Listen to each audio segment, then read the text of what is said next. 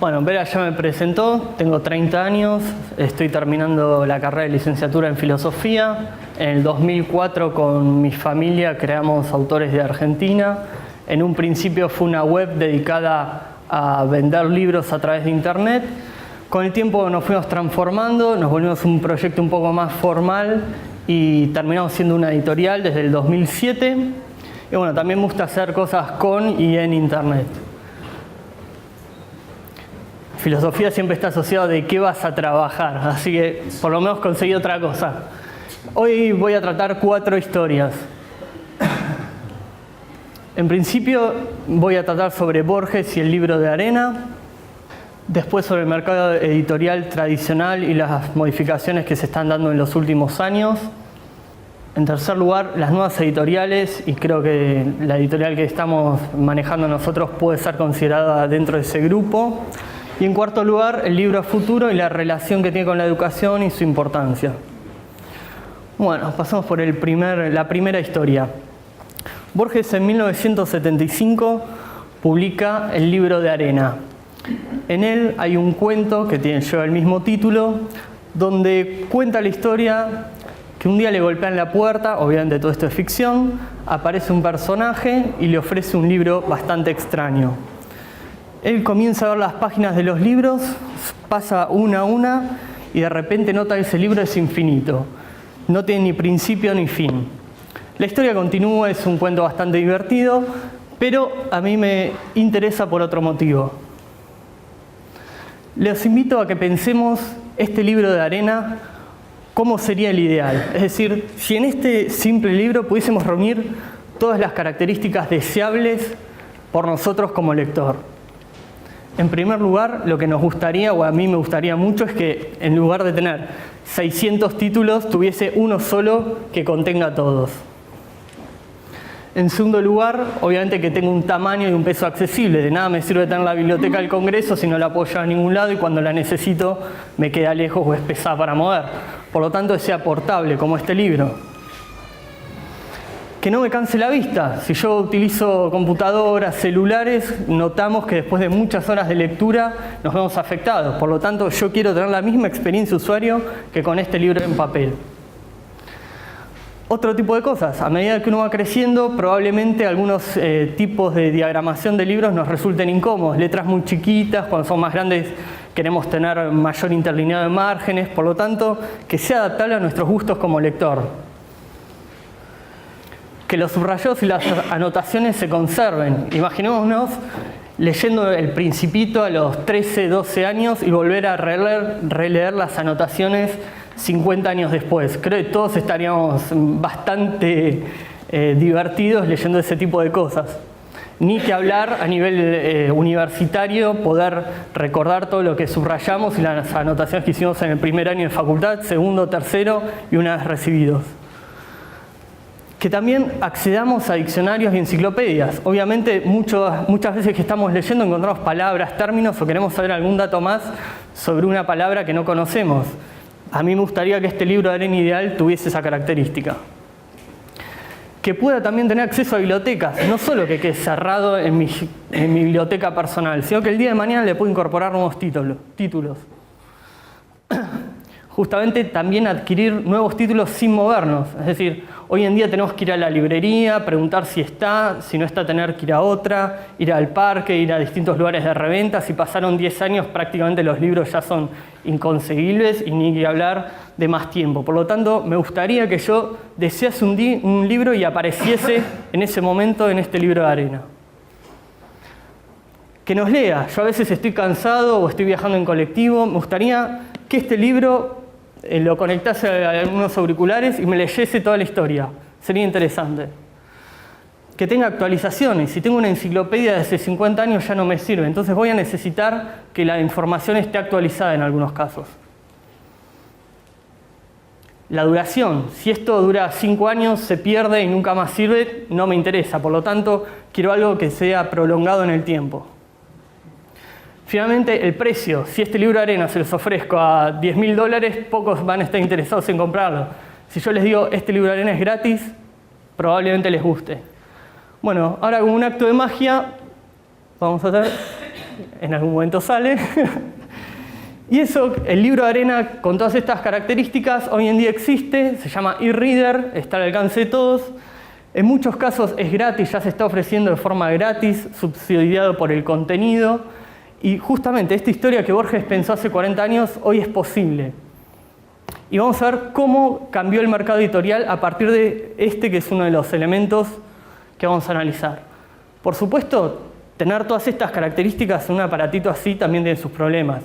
Es decir, si yo tengo una biblioteca infinita, como Borges justamente también tenía un gran temor hacia el infinito, el Aleph, digamos, tenemos que tener una capacidad de síntesis y de toda esa información procesarla. Después, al final, vamos a ver qué tipo de consecuencias trae para la educación tener en un aparatito así miles y miles de libros. Bueno, la segunda historia trata sobre el mercado editorial. Pensemos en el mercado editorial hace 20 años. 20 años parece un tiempo largo, pero si tomamos la historia del libro, a partir de la imprenta de Gutenberg son 500 años, 20 es muy poquito. Sin embargo, vamos a ver los cambios muy importantes que se dieron.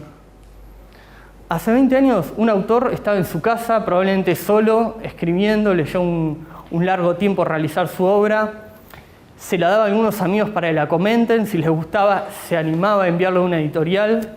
Las editoriales en general rechazaban las obras y en muy pocos casos apostaban por los escritores. ¿Cómo funcionan las editoriales? Nuevamente, recibían manuscritos, rechazaban muchísimos, aceptaban algunos, arriesgaban, los imprimían, los editaban y los empezaban a distribuir a través de librerías, distintos puntos de venta y distribuidoras. Finalmente, los medios de difusión tomaban cuenta de esta cantidad de títulos nuevos que se estaban editando a través de diarios, revistas, en noticieros, televisión en una menor proporción. Y así el lector se enteraba de las novedades que había, los libros que les podían llegar a interesar, incluso a veces visitando la librería que el librero amigo les recomendaba una obra. Esta estructura tiene prácticamente 500 años de continuidad. Cambiaron muchísimos de sus elementos, las librerías son distintas, ahora tienen café, las editoriales también trabajan de forma diferente, los escritores también, pero a grandes rasgos se mantiene constante. Estos 5 elementos siguen y formaban un ecosistema bastante estable, es decir, el ecosistema se mantenía. Cuando nosotros decíamos libros, sabíamos a qué hacía referencia, sabíamos cómo era la estructura, cómo era el comportamiento, cómo había que hacer para editar y cómo no. Entonces, la editorial era sinónimo de libros en papel. El negocio de las editoriales era imprimir libros, conseguir contenidos, difundirlos, venderlos y obtener un beneficio, ¿sí?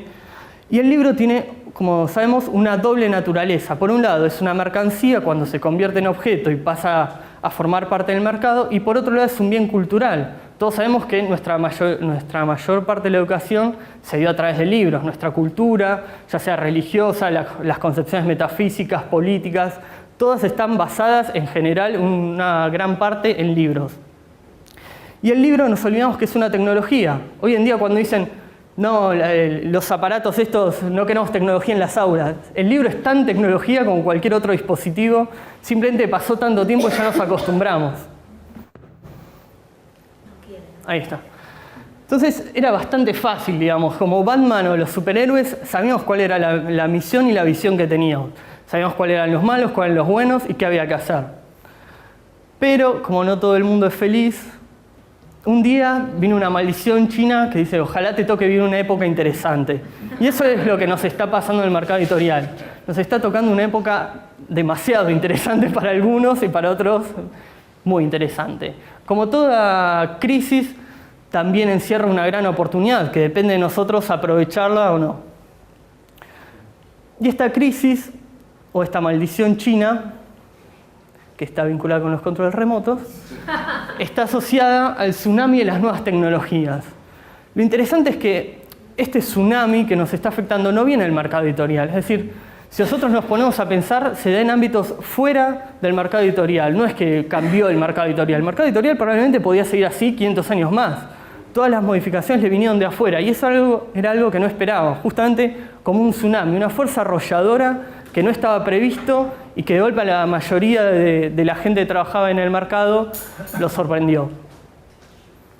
Pensemos en el comercio, la forma como lo hacíamos hace 20 años, en nuestra forma de entretenimiento, cómo ahora usamos internet, las nuevas tecnologías. ¡Tarán! La forma de cómo nos comunicamos, el conocimiento, el marketing. Bueno, si nos ponemos a pensar en todos los ámbitos, en 20 años cambió el mundo de una forma muy importante. Esto obviamente no podía mantenerse aislado del mercado editorial. Ahora bien, frente a este tsunami de las nuevas tecnologías, creo que podemos tener dos opciones. O nos paralizamos, es decir, vemos venir esa ola gigante o ni siquiera la vemos, nos quedamos quietos y nos va a llevar por delante, como sucede en muchos casos, pasó en el mercado de la música, o con esa energía arrolladora tratamos de usarla a nuestro favor, sumarnos a ese movimiento y tratar de aprovechar con nuevas condiciones y cosas que no sabemos de qué se van a tratar, pero intentándolo. Entonces, creo que lo mejor que podemos hacer es un análisis, un diagnóstico y hacer, digamos, si nos quedamos parados en el momento en que estamos es retroceder. Frente a un tsunami uno no se puede quedar parado diciendo, bueno, espera un ratito para ver qué pasa. Si uno se queda parado, vas derecho a Chacarita. Y bueno, para retomar un poco esto, me parece interesante la definición que da la Real Academia del libro. Dice, es una obra científica, literaria, de cualquier otra índole, con extensión suficiente para formar volumen, que pueda aparecer impresa o en otro soporte. Este otro soporte está subrayado por mí. Si uno piensa, esto de 500 años estuvimos asociados a la cultura impresa y este otro soporte tenía un lugar mínimo. ¿Sí? Las editoriales, como les mencioné anteriormente, creíamos que nuestra tarea era vender libros en papel. Digamos, y no nos preguntamos si nuestra tarea es vender taladros, libros, o hacer agujeros, que en definitiva es lo que tenemos para ofrecer. Si el día de mañana agujeros lo hacen mejor máquinas con rayo láser, las editoriales probablemente se tengan que adaptar a eso y tengan que implementar esa tecnología. Ahora bien, en el mercado editorial nos quedamos atados a el taladro, cuando ya el taladro en muchos casos no tiene sentido. Entonces confundimos nuestra misión. Pensamos que era este objeto y era ofrecer contenidos en distintos formatos. Ahora bien, repasemos un poco el contexto actual y en el momento que nos encontramos. Hay una sobreproducción de títulos, una mayor competencia y por lo tanto una menor visibilidad. Es decir, si uno va a una librería, los metros cuadrados que tienen o se mantienen iguales o se reducen debido a los costos. Con lo cual, si todos los años se incrementa la cantidad de títulos, las posibilidades de que un lector encuentre en las librerías ese libro que está buscando se van reduciendo año tras año. Este último año creo que eran 26.000 títulos en Argentina los que se editaron. Hace 10 años creo que eran 15.000, 12.000, una cosa así. Es decir, notamos cómo esto está incrementándose de una forma increíble.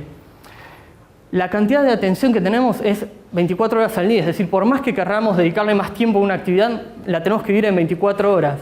Y hay muchas actividades paralelas que están ganando tiempo. Todos sabemos que pasamos muchísimo más tiempo en Internet, que hace 15 años no existía, que la lectura hoy en día, si se hace en algunos dispositivos multitarea, compite contra el mail, contra Facebook, las redes sociales, los diarios.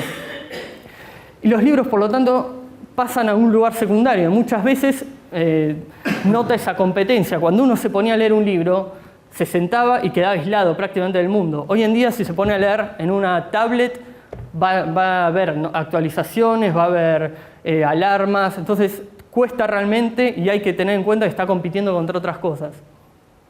La cantidad de ejemplares por título se ve en descenso, las ventas se mantienen estables o en muchos casos en descenso según la cantidad de población, se produce un incremento de las devoluciones, es decir, las librerías pasan a devolver los libros más rápido, tienen menor tiempo de exposición, lo cual hace que sea un círculo vicioso en cuanto a rotación, compras y posibilidad de encontrar el libro que uno busca.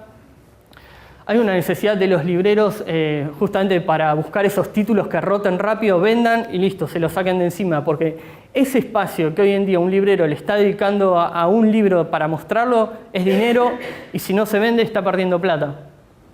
Hay una obsesión por el bestseller, es decir, todo el tiempo se quieren reeditar o hacer nuevos libros exitosos y también hay un cambio muy importante en los hábitos de consumo, esto que les venía diciendo, el qué, dónde y cómo hacemos las actividades que hace 15 años realizamos de forma distinta.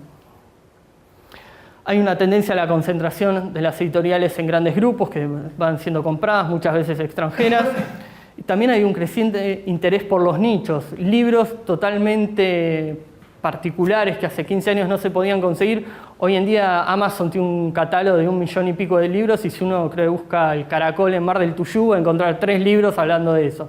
Digamos, no llega a ese punto, pero realmente se pueden encontrar cosas muy extrañas.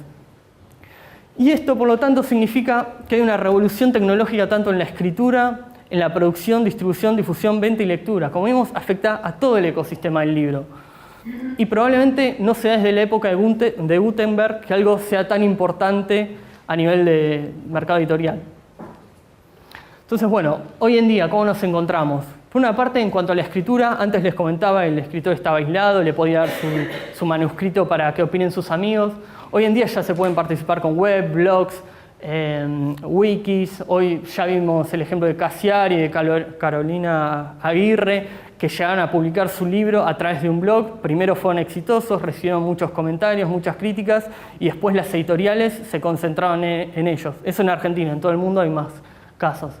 Después podemos tener revisiones constantes de los manuscritos. Es decir, cuando antes el texto era algo fijo, hoy en día continuamente podemos ir actualizándolo.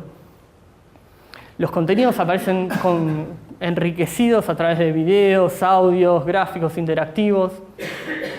Hay posibilidades de financiación colectiva, es decir, un escritor publica en internet un blog, una web, y a través de que de sus lectores vayan haciendo inversiones, puede su libro ver la luz. También tenemos la posibilidad de autoeditarse de forma gratuita.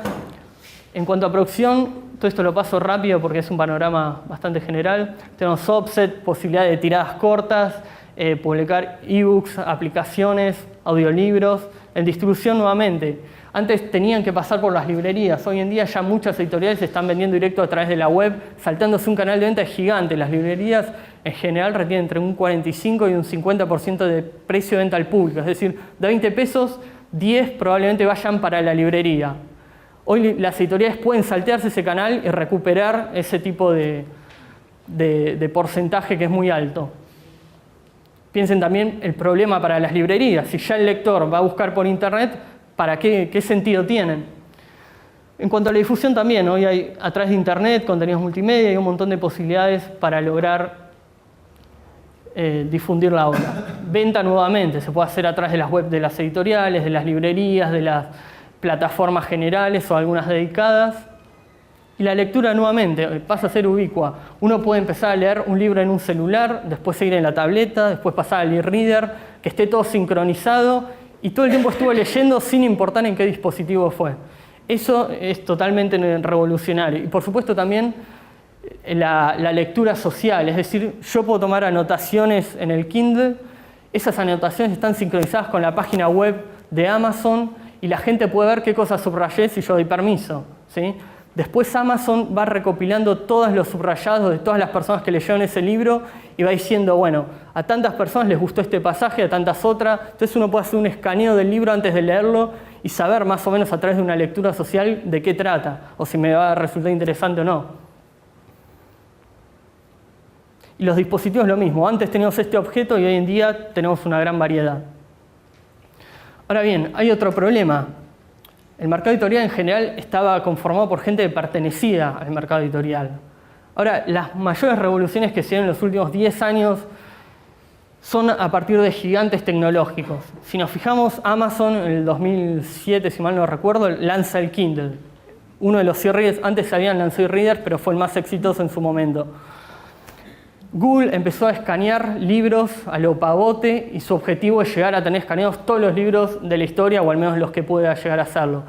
Tengan en cuenta que esto nos permite hacer búsquedas, relacionar palabras, ya hay páginas web de Google donde nos permiten buscar dentro de un libro o por décadas qué términos son muy usados, qué autores, todo ese tipo de sincronización de datos que hubiese sido impensable hace 20 años. Hoy lo podemos hacer. Y Apple, que a través de su iPad y el iPhone lograron hacer contenidos multimedia también, dieron un vuelco al mercado editorial. Entonces, estos tres gigantes que están interviniendo en campos que son un negocio chiquitito para ellos, pero dentro del mercado editorial la relevancia que están teniendo es muy grande. Y si nos fijamos, Google trabaja con ebooks, con e-readers, con impresión, con celulares, con sistemas operativos. Amazon con libros, ebooks y e-reader. También es una imprenta, es decir, muy pocos conocen que Amazon tiene la posibilidad de imprimir libros. Y pasa a competir también con las editoriales. Es decir, si Amazon ve que un libro es muy exitoso, probablemente tenga mejores condiciones para ofrecerle a un autor posibilidad de que lo imprima, que lo distribuya, lo ponga entre sus favoritos. Amazon es la principal página de venta de ebooks del mundo. Y Apple también, nuevamente, se metió en el negocio de los ebooks, de las tabletas, de los celulares. Esto, en Wikipedia hay una definición bastante graciosa de lo que es un ebook. Dice, un ebook es una versión electrónica o digital del libro. Cuando vemos que por la Real Academia el libro incluía la versión digital, por lo tanto es una versión circular. No sabemos bien qué es un ebook hoy en día. ¿Por qué? Pues nos encontramos con pruebas conceptuales bastante importantes. Teníamos el libro. Después pasamos al ebook de tinta electrónica, es decir, este es un e-reader, tinta electrónica, intenta reproducir la experiencia de lectura que teníamos en el papel. Hasta ahí todos estamos de acuerdo, veníamos muy bien, la gente nos caía simpático, y de golpe empezaron a surgir lo que se llama libros enriquecidos. Estos libros que tienen un contenido extraño al mercado editorial. Tienen videos, tienen desarrollos, son juegos, es un lugar intermedio, en un gris muy extraño, que ya no sabemos cómo definirlos. ¿Por qué decir de esto que es un libro, o que es una película, que es un dibujito? Es decir, si ven tiene mucho más de video que de libro. Sin embargo, fue elegido como uno de los mejores ebooks. Bueno, ese gris nos hace muy difícil, tiene interacción, bueno, ahora se le vuela el sombrero. Esperen que... Morris se llama. Si uno toca, el muñeco va volando, abajo nos van contando la historia y bueno, hace un montón de cuestiones interactivas. Pero esto, si ven, la parte de texto es menos de un párrafo. Y uno diría, bueno, es bastante arbitrario decir que eso es un libro, o un libro enriquecido, ¿por qué no decir que es una película con un poquito de texto? Entonces, claro, encima implica la definición número 1 es que tiene que formar un volumen. Ahora, en digital, ¿cómo formás un volumen? O sea, ¿cómo lo medís? Entonces, bueno, justamente estamos en ese momento. ¿Hasta dónde poner el límite de qué es un libro, qué no? Lo mismo pasaba hace muchos años con un libro de 30 páginas. ¿Es un libro? 45. ¿Es un libro? 50. ¿Es un libro? 60, sí, es un libro, ahí te dan la aprobación. 55 y estás ahí. Bueno, con esto también, hay muchos grises que todavía no sabemos cómo llamar y por lo tanto les vamos poniendo nombres raros. Estamos nombrando algo justamente que está en permanente cambio. Y si nos fijamos, todo esto, el contenido siempre se mantuvo, pero ahora con diferentes soportes. Y esos nuevos soportes nos permiten pasar a formar parte de otra lógica. Es decir, cuando ya el libro pasó a ser multimedia, enriquecido o pasó a un formato digital, notamos que influye sobre el proceso de creación. Es decir, hoy en día un escritor, cuando empieza a escribir pensando en algo digital, ya puede apelar a contenido multimedia, música. Ya es una lógica totalmente distinta. Probablemente lo desarrollen mucho mejor empresas de tecnología, de diseños, que una editorial tradicional que no está preparada. La producción también. Hoy en día no se necesitan máquinas que impriman si se va a dedicar uno a la edición digital. Se necesitan más programadores, diseñadores. Las editoriales tradicionales en ese sentido quedan en una posición bastante difícil para actualizarse. La distribución y circulación también. Antes los libros en papel tenían un mercado acotado. Podían distribuirse en Buenos Aires, Argentina, si tenían suerte pasar a algún país exterior, pero no podían apuntar a un mercado mundial. Hoy en día una aplicación, un libro digital tiene un mercado mundial. Y la comercialización que también influye sobre el modelo de negocio. Mientras antes nosotros teníamos que pensar en vender 1000 libros de estos o imprimir 1000 con el costo que iba a tener y ver si nos podía llegar a dar una distribución para Buenos Aires, hoy en día desarrollar una aplicación o un libro interactivo es un costo fijo, o en general costo fijo bastante razonable, y después se divide por una cantidad infinita. Es decir, ese libro, si lo quiero reproducir 1 millón de veces o 5, probablemente me cueste muy parecido, o sea, muy poca la diferencia comparada a la edición en papel. Y el consumo también, el tipo de público a que uno va a apuntar. Surgen nuevas preguntas, por ejemplo, si desarrollo una app para Mac o un libro interactivo, bueno, tengo que fijarme en el mercado de Mac, que ya es distinto al Android. Digamos, son preguntas que antes no estaban para nada en la mente del editor. Hoy en día tienen que estar muy presentes. Y el soporte, como vimos, no es para nada neutro, sino que lo que produce es que el ecosistema que teníamos hace muchos años se rompa, ya no es para nada igual. Esto es una pregunta más general, digamos, un pequeño detalle que para leer ebooks se necesita, por un lado, el hardware, que son los dispositivos, por otro lado, el software, que los programas que están dentro de esos dispositivos, y en tercer lugar, los archivos que ese software tiene que leer y mostrar en el aparatito. Como hardware, podemos leer libros en computadoras, netbooks, notebooks, celulares, tabletas y readers, hay una gran variedad. Software, en general, muchas veces es neutral para el lector, es decir, no nos damos cuenta. Yo cuando prendo el Kindle empiezo a leer y no sé qué software tiene, ¿sí? Sin embargo, todo hardware tiene atrás un software funcionando. En las computadoras, quizás uno de los más conocidos sea el Adobe Digital Editions, en Mac iBooks, en fin. Y también tenemos formatos. Los formatos son los archivos de esos libros.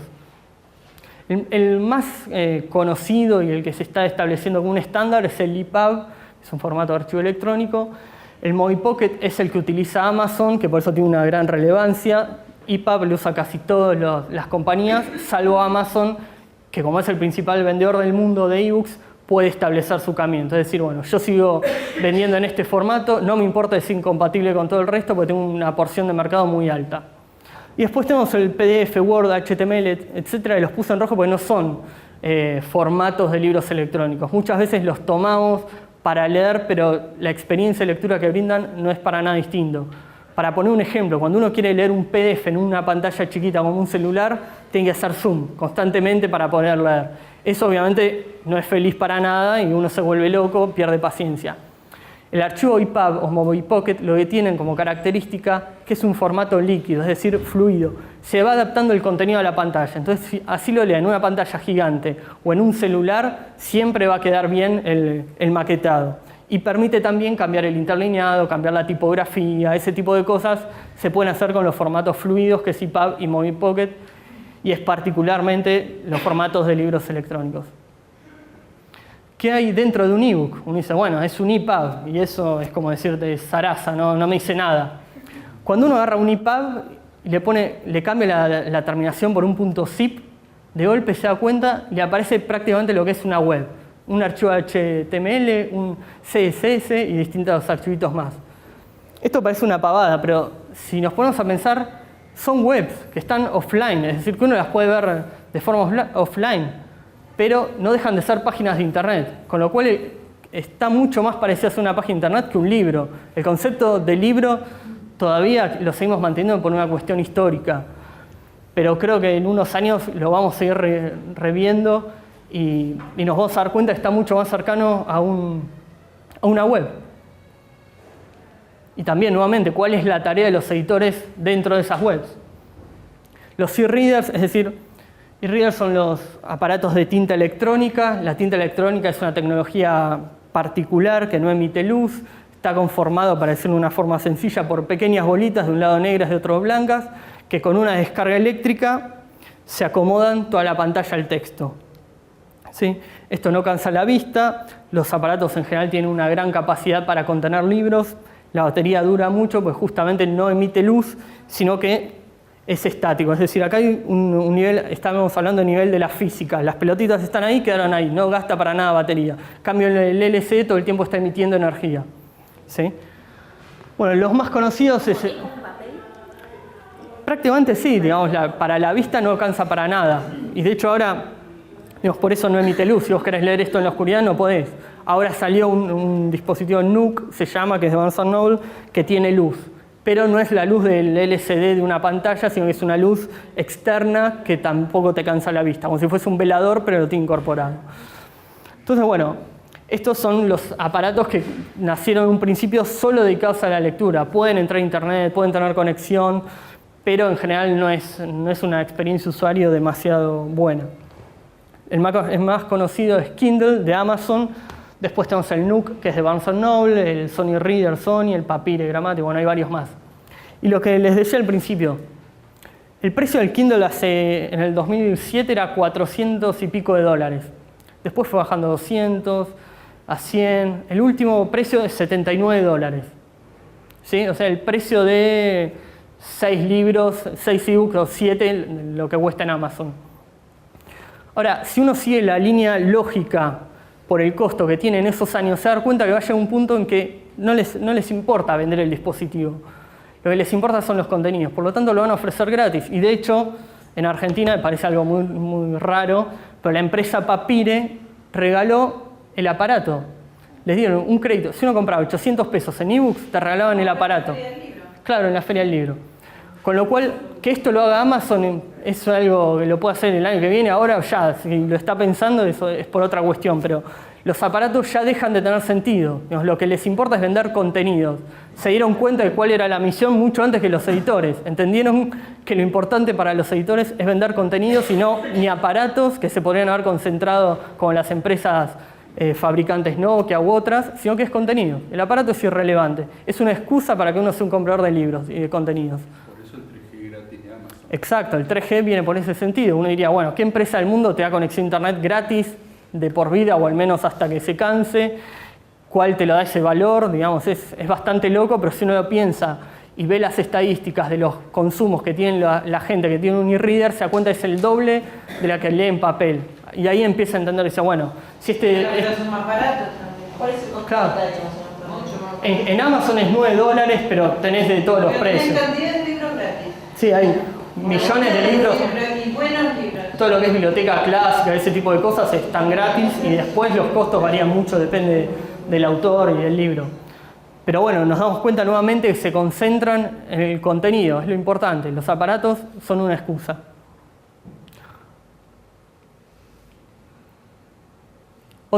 Perdón, me olvidé. Esto que pensamos que Amazon está en Estados Unidos, está lejos, falta mucho para que llegue a Argentina, Amazon en septiembre se instala en Brasil.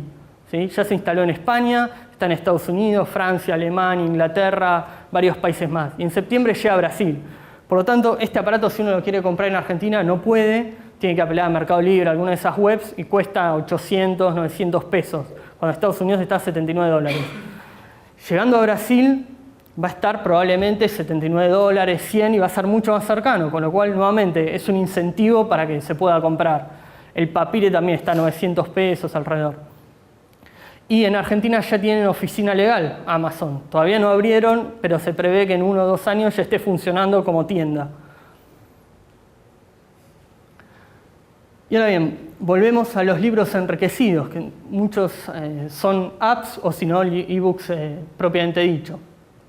Como les decía antes, dejan de tratar de imitar el libro, ya pasan a ser una experiencia totalmente distinta, pensada con una lógica distinta, no hay por qué respetar la lógica de páginas, de capítulos, introducción, índices, sino que crean a partir de una lógica diferente. Tienen contenido multimedia y crean el concepto de ebook. Esto que les mostraba, ya no se sabe bien qué es una aplicación de ese tipo.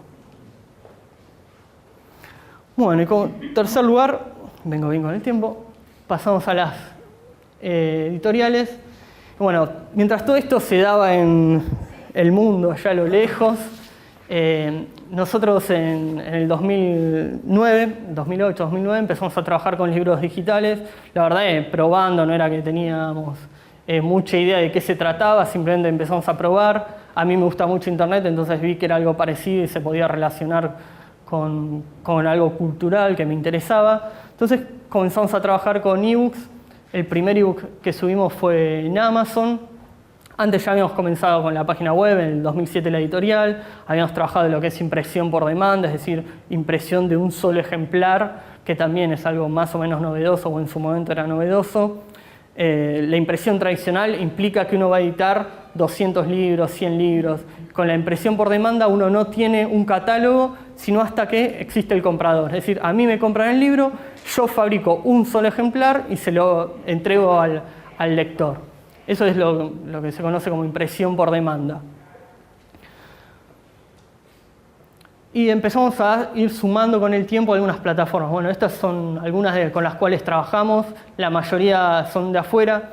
Y me parece, más allá del número, lo interesante es cómo somos muy chicos, podemos trabajar con distintas plataformas muy grandes de todo el mundo. Si uno ve, está Amazon y Barnes & Noble, que son la principal tienda de ebooks del mundo, y Barnes & Noble la principal tienda de libros físicos de allá.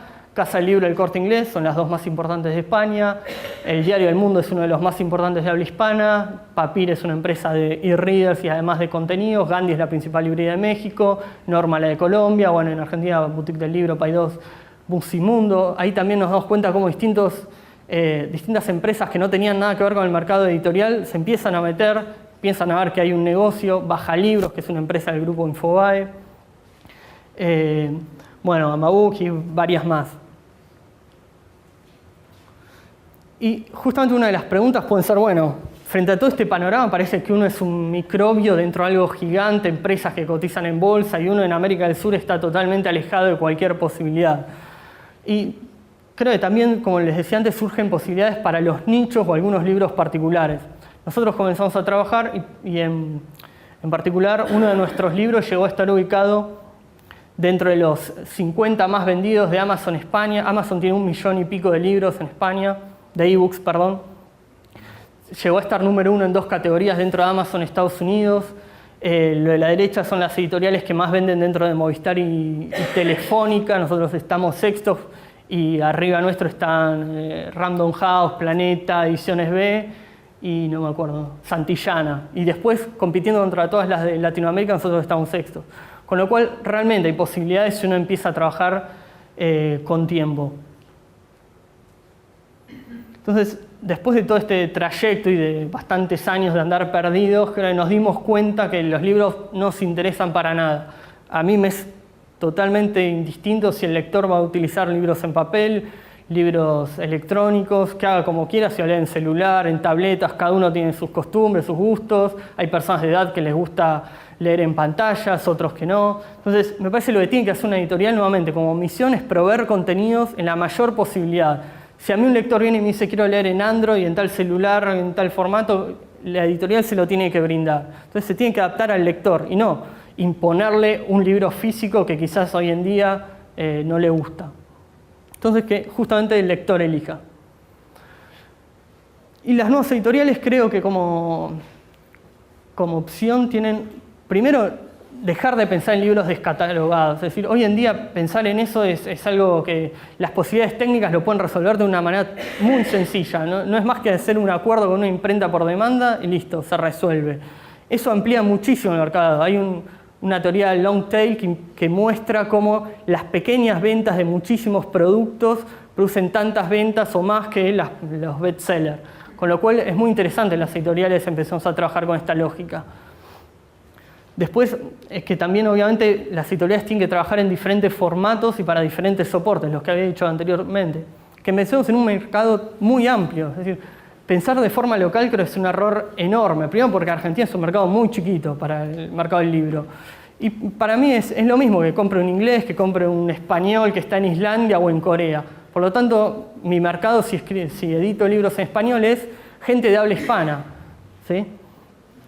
Los libros personalizados también. Uno puede hacer libros totalmente enfocados a un libro de nicho muy particular. Editar una tesis sobre la medicina nueva que sea solo para especialistas de 10 países en el mundo. Eso hoy puede llegar a ser redituable.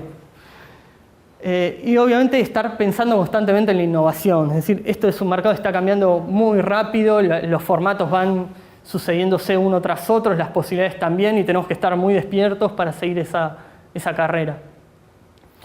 Y bueno, finalmente el libro a futuro y el nuevo contexto. Si nos ponemos a pensar, como les decía antes, el libro estuvo asociado a toda nuestra cultura, nuestras creencias, nuestras cuestiones políticas estaban basadas en libros, nuestro lenguaje, después se fue armando en base a libros. Y hoy pensamos, bueno, ¿cuál es la función del papel hoy? Ya en las enciclopedias nos dimos cuenta que no tiene sentido seguir imprimiéndolas en papel. La Enciclopedia Británica este año decidió que sea su última edición, no más papel. Sabemos que Wikipedia u otras alternativas digitales las pueden reemplazar mejor. Los atlas también, parece muy loco imprimir un libro en papel cuando tenemos posibilidades de poner fotos, mapas 3D, gráficos actualizados, están en las calles, visualizaciones en el momento. Y después otro tipo de libros también, digamos, se va achicando el mercado de los libros en papel. Y cuando notamos que podemos llevar toda nuestra biblioteca en un aparato como estos y nos adaptamos, quizás haya un periodo de aprendizaje que no es tan instantáneo para muchas personas, pero nos vamos acostumbrando, notamos que el libro en papel realmente tenemos un apego, un soporte, pero siempre lo que interesó fue el contenido. De hecho, si hacemos una encuesta y nos ponemos a preguntar a todos quién leyó tal libro en fotocopia o en papel, creo que ninguno se acuerda. Es decir, que el soporte nos fue indistinto. Todo eso que uno tiene la idea, no, porque yo leí Nietzsche en libro en papel. Mentira, voy a la fotocopia y lo leí en fotocopia y me acuerdo tan bien que el libro lo leí en papel, e incluso las fotocopias malas. Y bueno, con el libro digital nos damos cuenta de lo mismo. Una vez que empezamos a leer libros digitales, después ya nos olvidamos en qué estamos leyendo. Estamos leyendo, que es lo importante. Toqué algo que no iba. Ahí se arregla. Entonces, último momento, los libros están muertos. O sea,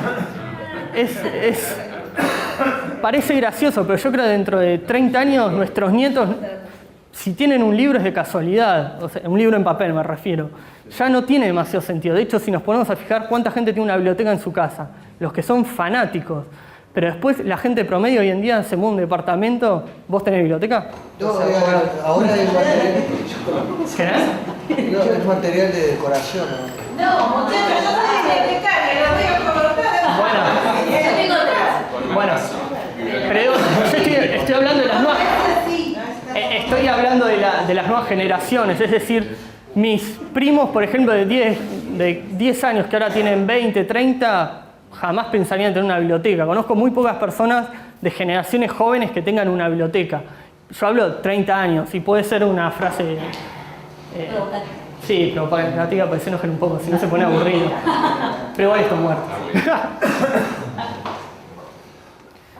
Bueno, y después también tenemos que repensar este nuevo contexto teniendo en cuenta la educación. Es una frase un poco larga, pero bueno. Los cerebros de los niños, por su relación con las nuevas tecnologías y por la evolución propia del hombre, tienen diferencias respecto de los cerebros de las generaciones anteriores.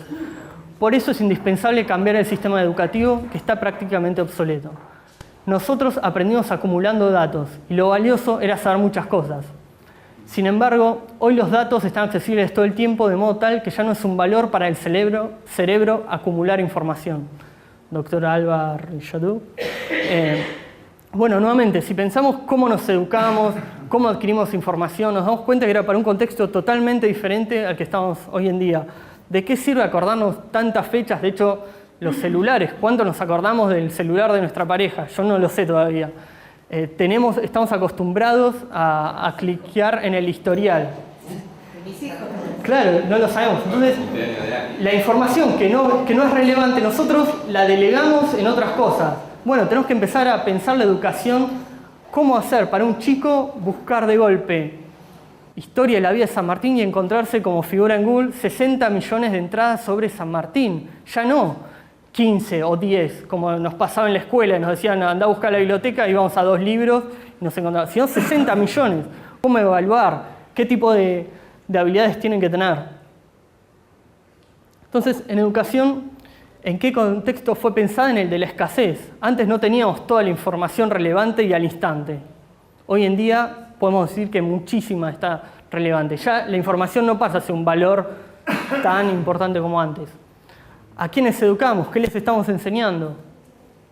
¿Cómo fueron pensados los libros escolares?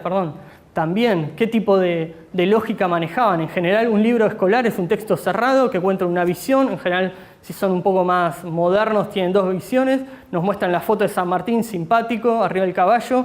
No vimos a San Martín de chico, no lo vimos de viejo, no lo vimos peleando, no lo vimos dibujado con distintas caras. Es decir, eso creo que nos cambia también la cabeza.